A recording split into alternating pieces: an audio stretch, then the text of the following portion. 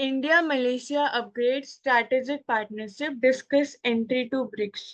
So again, BRICS में already we have Brazil, Russia, India, China and South Africa.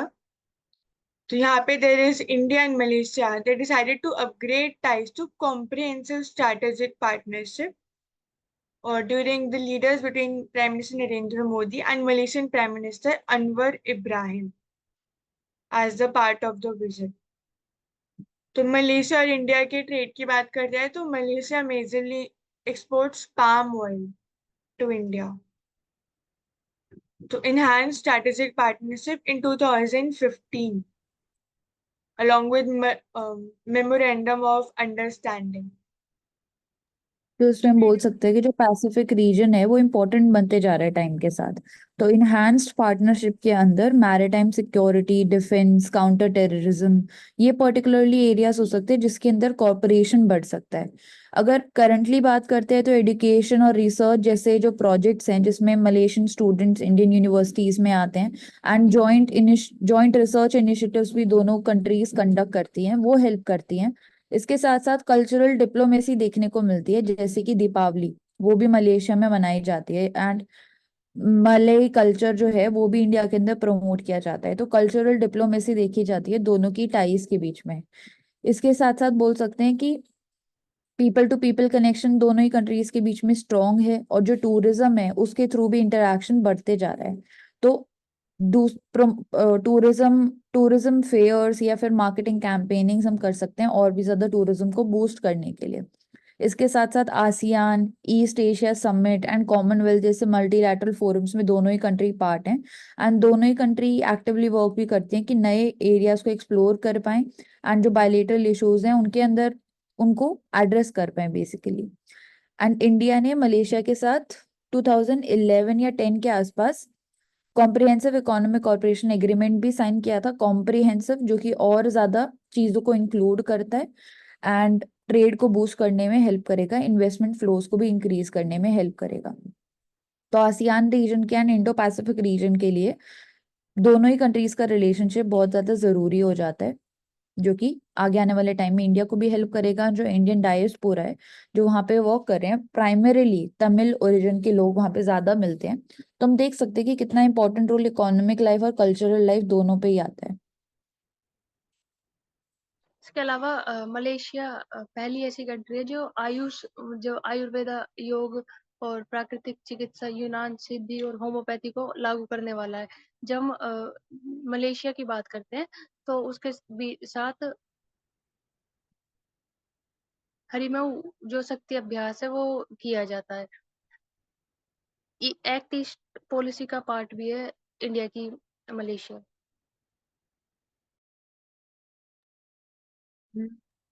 Yes और जो next image भी हम देख पा रहे हैं इसमें हम देख रहे हैं कि वाटर लॉगिंग की जो सिचुएशन है वो कितनी ज्यादा बढ़ती जा रही है। तो क्या कर सकते हैं हम इसके लिए? सबसे पहले ग्रीन स्पेसेस बनाने की हम बात करते हैं ताकि जो वो ग्रीन स्पॉन्जेस की तरह एक्ट कर पाए, जो रिस्क ऑफ फ्लडिंग उसको रिड्यूस कर पाए एंड वाटर रिटेंशन को हम बढ़ा पाए। एंड ऑल्सो जो ऑलरेडी एग्जिस्टिंग नेटवर्क है सीवेज का, क्या वो ब्लॉक्ड है या फिर वहां तक जो पानी है उसकी सीपेज हो भी पा रही है कि नहीं हो पा रही, क्योंकि कई बार लोग जो हैं वो खुद से ही फुटपाथ के ऊपर कंस्ट्रक्शन कर लेते हैं। तो जो ऑलरेडी सीवेज सिस्टम होता है वो ब्लॉक हो जाता है, वहां तक पानी पहुंच ही नहीं पाता, तो वाटर ड्रेन आउट ही नहीं हो पाता है। इसीलिए जरूरी है कि उन चीजों के ऊपर ऑडिटिंग होनी चाहिए। इसके साथ साथ वेटलैंड स्टोर करने की हम बात करते हैं, प्रिजर्व करने की बात करते हैं, जो कि हैवी रेनफॉल होने के बाद एक्सेस वाटर को स्टोर करने में हमारी हेल्प करेंगे। सस्टेनेबल ड्रेनेज सिस्टम होना चाहिए एंड सेपरेट होना चाहिए स्टॉर्म वाटर और जो सीवेज ड्रेन है, क्योंकि दोनों एक ही सीवेज में जाके मिक्स होता है। तो ज्यादातर हम ये प्रॉब्लम वाटर लॉगिंग की देखते हैं even after for rainfall for a small amount of period.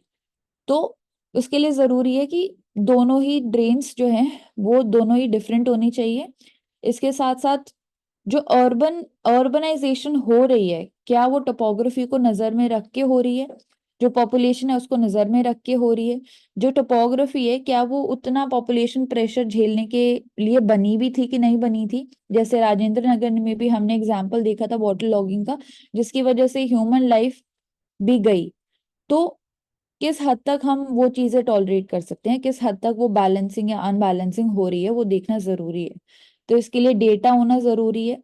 Flood control centres जो कि ऑलरेडी एग्जिस्टिंग है, वहां पे रियल टाइम मॉनिटरिंग सिस्टम भी होना चाहिए, ताकि और एक्यूरेटली आप प्रिडिक्ट कर पाओ कि इस टोपोग्राफी में इसमें इतनी पॉपुलेशन है and इसका इतना कैपेसिटी है, तो कितनी अमाउंट ऑफ रेन के बाद वहां पे वाटर लॉगिंग या वाटर फ्लडिंग हो सकती है। तो वहां पे एक टेक्नोलॉजी इंपॉर्टेंट रोल प्ले कर सकता है।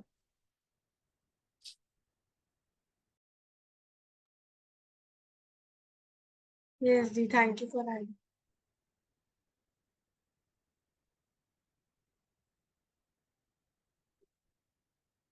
Next, West Asia crisis spells tough choices for China, Russia.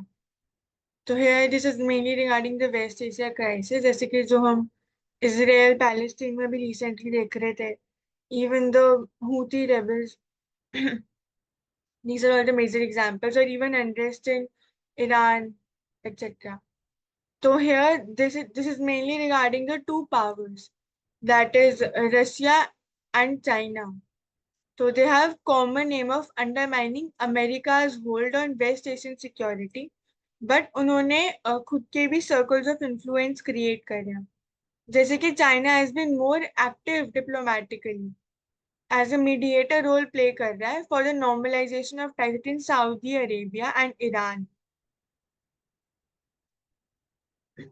Further, this is majorly regarding the other countries, जैसे कि Moscow has maintained permanent bases around Latakia province, which also provide it critical access to the Mediterranean.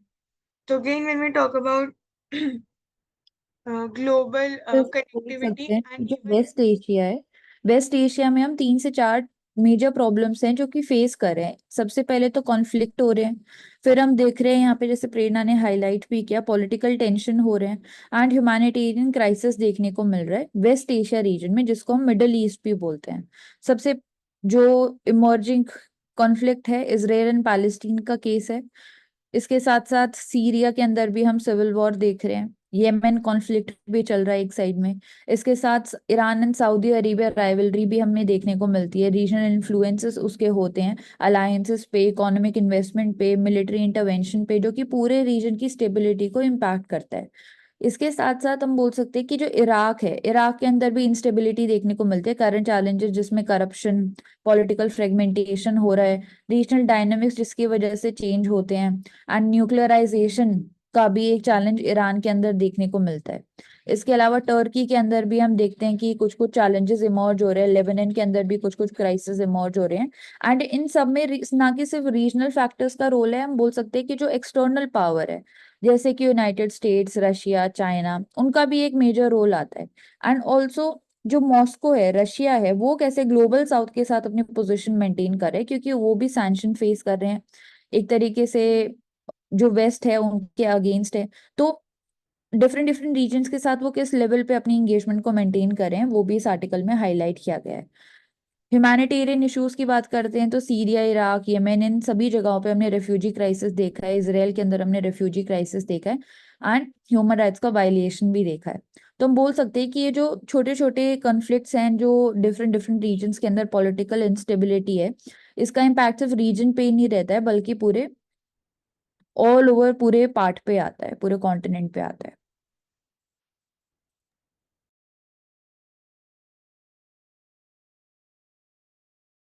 next, India-Japan conduct 2+2 dialogue with focus on Indo-Pacific.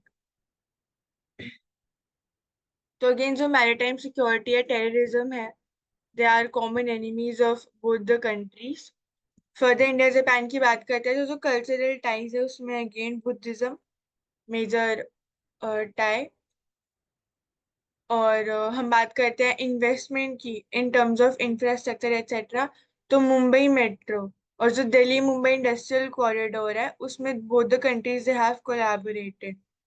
Institution की बात करते हैं तो quad के दोनों members हैं along with US and Australia.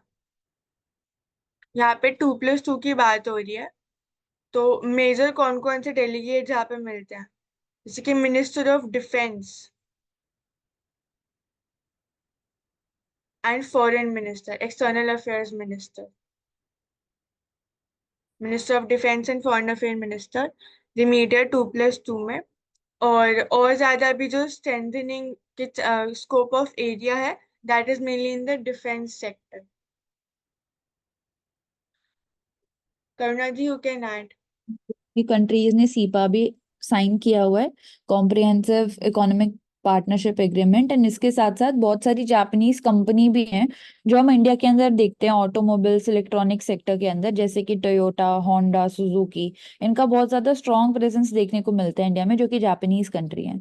इसके साथ साथ कल्चरल टाइज तो हैं ही, एंड ऑफिशियली हम बोल सकते हैं कि वर्ल्ड वॉर 2 जब हुआ था तो उसके बाद से जापान अपनी इकोनॉमिक रिकवरी की तरफ चल रहा था. 1947 में इंडिया जो है उसका इंडिपेंडेंस हुआ था, तो दो मॉडर्न बायलेटरल रिलेशन का फाउंडेशन वहीं से ही रखा गया था. 1952 से हम बोल सकते हैं कि फॉर्मली डिप्लोमेटिक टाइज दोनों कंट्रीज के बीच में स्टैब्लिश हुए. इसके साथ साथ इंडो पैसिफिक स्ट्रैटेजी पे इंडिया और जापान जो है वो कॉमन विजन शेयर करता है कि फ्री, ओपन और इंक्लूसिव इंडो पैसिफिक रीजन होना चाहिए. तो उस पे भी दोनों कंट्रीज मिलके आगे काम कर सकते हैं ताकि पीसफुल रेजोल्यूशन हो पाए जो भी डिस्प्यूट्स हैं उनका. एंड जो चाइना की भी ग्रोइंग असर्टिवनेस है इन द रीजन, उसको भी टैकल करने में जापान के साथ पार्टनरशिप हेल्प करेगी इंडिया को. फिर इमर्जिंग चैलेंजेस जैसे digital economy, cyber security, and उसमें R&D करना, उसमें दोनों कंट्रीज कोलैबोरेट कर सकती हैं. इसके साथ साथ पीपल टू पीपल कॉन्टैक्ट को और हम इंक्रीज कर सकते हैं, एक दूसरे के फेस्टिवल्स को प्रमोट करना. And also climate change, climate financing, इसमें भी दोनों कंट्रीज आगे साथ में बढ़ सकती हैं. We can move forward, Prerna. Sikkim landslide. This was regarding the National Hydroelectric Power Corporation glacial lake outburst flood. Again, that was seen damaged. The power station was damaged by it. Measures की हम already बात कर चुके, जैसे कि interlinking of reverse, further पहले से ही असेस करना according to rainfall etcetera.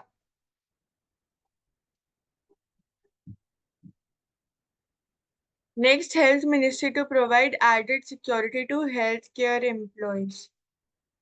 So here is again regarding the recent incident that took place, Central Protection Act for Doctors, which was proposed earlier. तो अभी दोबारा से उसके अमेंडमेंट की, उसके इम्प्लीमेंटेशन की बात हो रही है. एंड अब ये भी देख रहे हैं कि डिफरेंट डिफरेंट डायमेंशंस निकाला जा रहा है कि सेंट्रल प्रोटेक्शन एक्ट जो डॉक्टर्स के लिए आएगी तो कैसे हम सिक्योरिटी को इंक्रीज करेंगे, कैसे लूपहोल्स को मैप करेंगे, तो ऐसे क्राइम्स ना हो आगे आने वाले टाइम में. हमने बोला है कि जो डार्क जोन्स हैं, जो जोन्स हटी हुई हैं जहाँ पे कोई भी सिक्योरिटी नहीं है, कोई भी CCTV कैमरा नहीं है, उनको भी कवर किया जाएगा. डार्क स्पॉट्स को मॉक ड्रिल्स कंडक्ट किए जाएंगे. एंड वुमेन स्टाफ जो है उनको स्पेसिफिकली रात में जो ड्यूटी उनकी होती है, अकेले उनकी ड्यूटी नहीं लगाई जाएगी. इसके साथ साथ ट्रैवलिंग के लिए भी बोला गया है कि सेफली अगर रात को वुमेन जो है वो ट्रैवल कर रही हैं तो सेफली उनके ट्रैवलिंग के अरेंजमेंट्स भी होने चाहिए. डिफरेंट इंस्टीट्यूशंस हैं, स्ट्रिक्ट मॉनिटरिंग होनी चाहिए एंट्री और एग्जिट के ऊपर. जो पेशेंट्स के साथ भी लोग अलाउड होते हैं वो नंबर भी लिमिटेड होना चाहिए. इसके साथ साथ इमरजेंसी सिचुएशंस के लिए मॉक ड्रिल्स होने चाहिए, मैंडेटरी डिस्प्ले होना चाहिए आइडेंटिटी कार्ड का, ताकि हम मेक श्योर कर पाएं कि जो हॉस्पिटल स्टाफ एंड डॉक्टर्स हैं सिर्फ वही आ रहे हैं जा रहे हैं. इसके साथ सबसे जरूरी हो जाता है कि जो डार्क स्पॉट्स है वहां पे हम सिक्योरिटी इनहांस करने के लिए CCTV कैमरा लगाएंगे, पर्टिकुलरली जिनको हाई रिस्क जोन बोला गया है. तो ये सारी चीजें करने के बाद हम बोल सकते हैं कि कहीं ना कहीं जो बेसिक इम्यूनिटीज हैं फीमेल डॉक्टर्स के लिए भी एंड मेल डॉक्टर्स के लिए भी, उनको हम मेक श्योर कर पाएंगे एंड उनकी सिक्योरिटी को इंक्रीज कर पाएंगे इन द प्रेमिसेस ऑल्सो.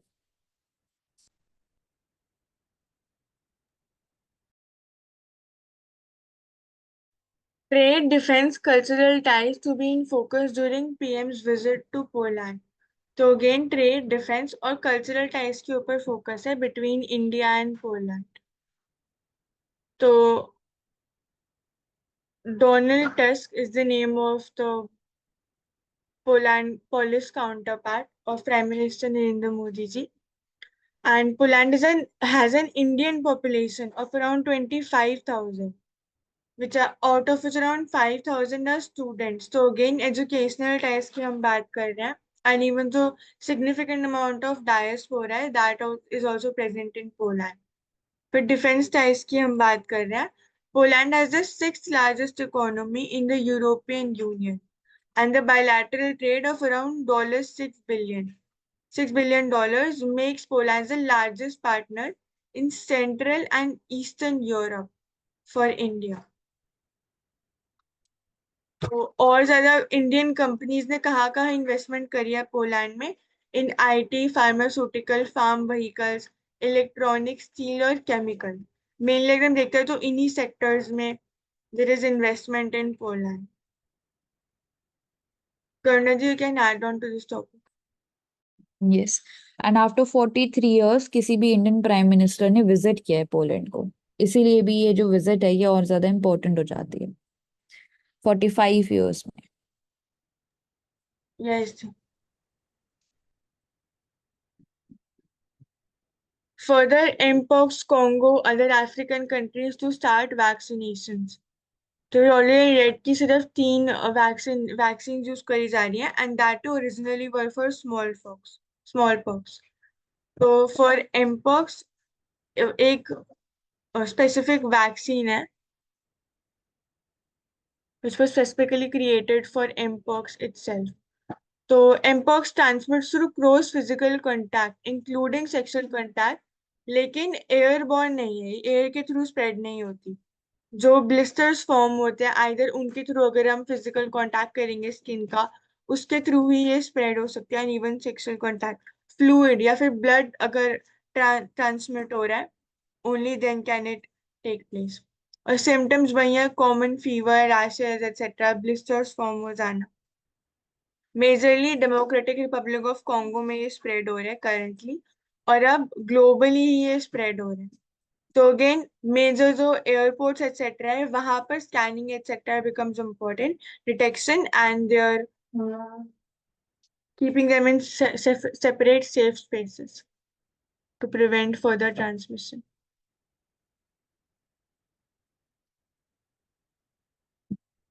हाँ, JYNOS vaccine for mpox.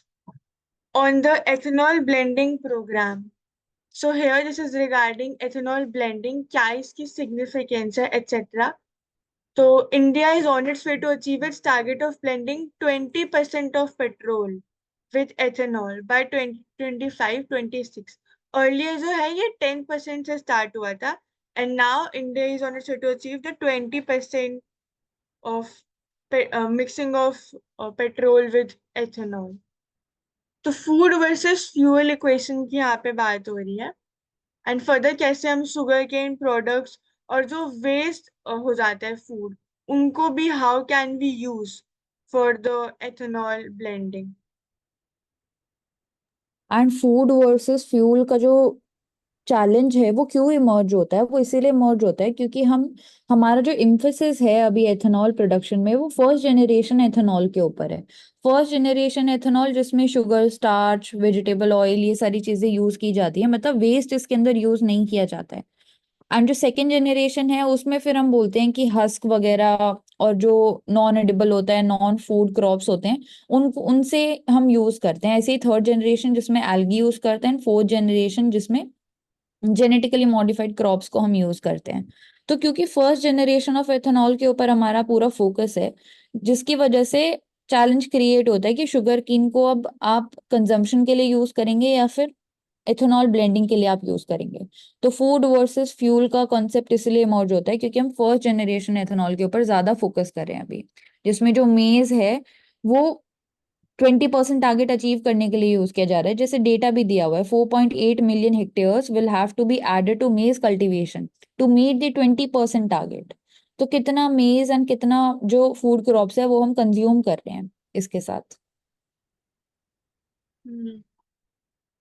And majorly अगर ऑब्जेक्टिव्स की बात करें कि क्यों एथेनॉल ब्लेंडिंग के ऊपर फोकस करते हैं, तो majorly to reduce dependence on fossil fuels. तो जो रिलायंस है इंडिया की ऑन क्रूड ऑयल, जो हम रशिया से भी इंपोर्ट कर रहे हैं and even from the gulf countries, उसको हम रिड्यूस कर सकते हैं. एयर पोल्यूशन को रिड्यूस करना, क्योंकि ethanol is a cleaner burning fuel than gasoline. Agricultural sector को भी इसमें इससे प्रमोशन मिलेगा. जैसे कि जो सरप्लस या फिर जो वेस्ट हो जाता है फूड, उसके रिगार्डिंग भी there can be significant amount of cost that can be paid for it. And specifically ऐसे वाटर इंटेंसिव क्रॉप जैसे शुगर केन, उसको ग्रो करने की वजह से हमने बहुत बड़े लेवल पे क्राइसिस भी देखा है, जैसे कि महाराष्ट्र के अंदर वाटर क्राइसिस, जिसका major driving force sugarcane cultivation था in the rain deficit area. तो हम बोल सकते हैं कि वाटर एथिक्स का कॉन्सेप्ट भी इंपॉर्टेंट होता है यहाँ पे, कि हम कौन से क्रॉप्स यूज कर रहे हैं, क्या हम वाटर इंटेंसिव क्रॉप्स यूज कर रहे हैं, वो भी उन रीजन में जो कि ऑलरेडी वाटर स्कार्सिटी फेस कर रहे हैं। तो climate justice, economic justice, environmental stewardship, ये सारे ही एथिकल कीवर्ड्स इसके साथ लिंक्ड हो जाते हैं। इसके साथ साथ food versus fuel debate and equity कैसे हम प्रमोट करेंगे, कि इथेनॉल प्रोडक्शन जो है वो फार्मर्स को कैसे इम्पैक्ट कर रहा है, rural economy, rural community and वहां पे इकोनॉमी को कैसे इम्पैक्ट कर रहा है। तो वो सारी चीजें भी हमें ध्यान में रखनी चाहिए। एंड इवन जो स्टबल है, even that can B use, जैसे हमने एयर पोल्यूशन के रिगार्ड में भी देखा था कि स्टबल का क्या कर सकते हैं। तो इथेनॉल ब्लेंडिंग में that can also be a step, कि हम उसको कैसे यूज कर सकते हैं पॉसिबल। और फर्दर चैलेंजेस की अगर बात करते हैं तो वही फीड स्टॉक अवेलेबिलिटी, कि कैसे सफिशिएंट फीड स्टॉक अवेलेबल करवाना इज इम्पोर्टेंट। इंफ्रास्ट्रक्चर, की कैसे उसको स्टोर कर रहे हैं, ट्रांसपोर्ट कर रहे हैं। इकोनॉमिक वायबिलिटी कितनी है, जैसे कि price of sugarcane, gasoline, और गवर्नमेंट सब्सिडीज किन किन क्रॉप्स पे प्रोवाइड हो रही है। तो these are the major points sir. तो एग्रीकल्चर, एनवायरनमेंट और economy plus energy security, these are major areas of focus in this.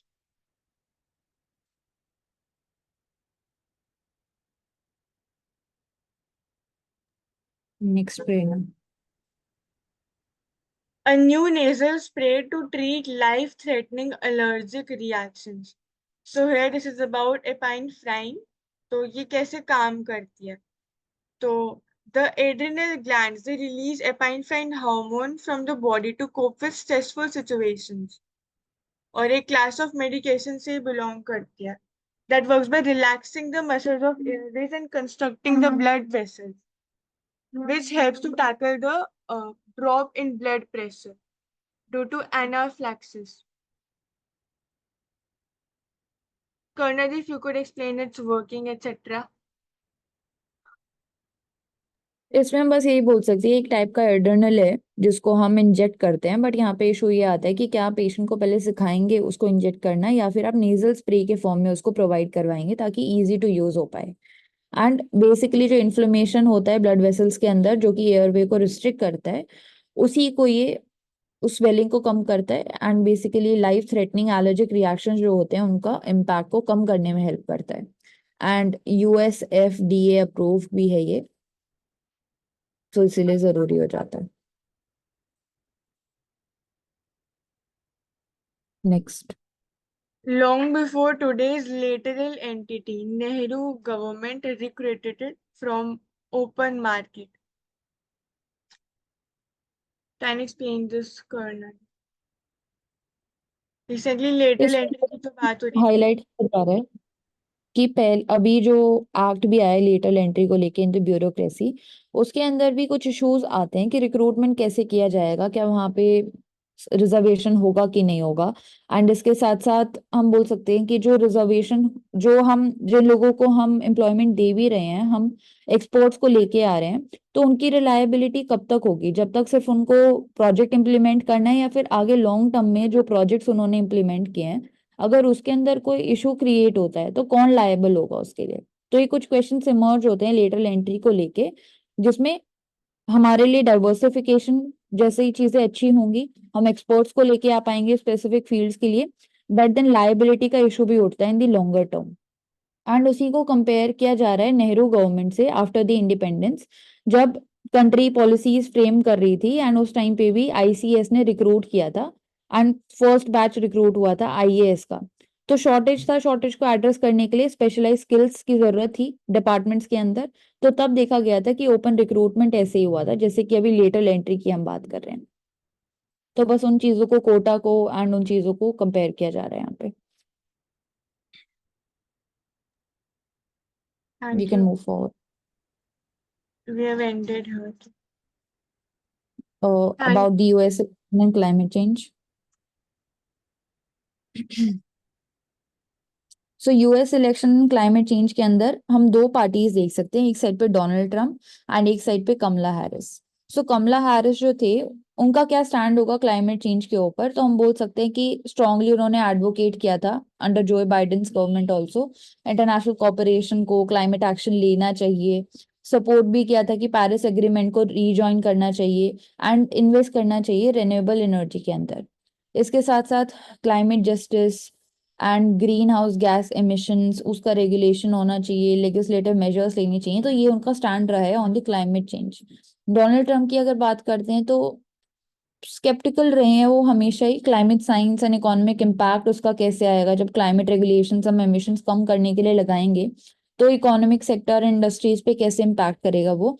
इसके साथ साथ डीरेगुलेट करने पे एंड ज्यादा उन्होंने ध्यान नहीं दिया है on phasing down the fossil fuel production. इसके साथ साथ उनके ही टाइम पीरियड के अंदर जो यूएस है उन्होंने विड्रू भी कर लिया था from the Paris agreement and जो इन्वायरमेंटल रेगुलेशंस थे उनको भी रोल बैक कर दिया था। तो बहुत ज्यादा डिफरेंस हम यहाँ पे देख रहे हैं दोनों के पोजीशन एंड आइडियोलॉजी के अंदर, जो कि यूएस पॉलिटिक्स इंपॉर्टेंट हो जाता है इसलिए क्लाइमेट चेंज को लेके भी, इन्वायरमेंट पॉलिसी को भी लेके, कि आगे आने वाले टाइम में जो यूएस है उसकी स्ट्रैटेजी क्या होगी क्लाइमेट चेंज को लेके, फॉसिल फ्यूल को लेके, डीरेगुलेशन को लेके। So that is why it also becomes important. Prerna, please end. Thank you everyone for joining. We'll continue with the next session.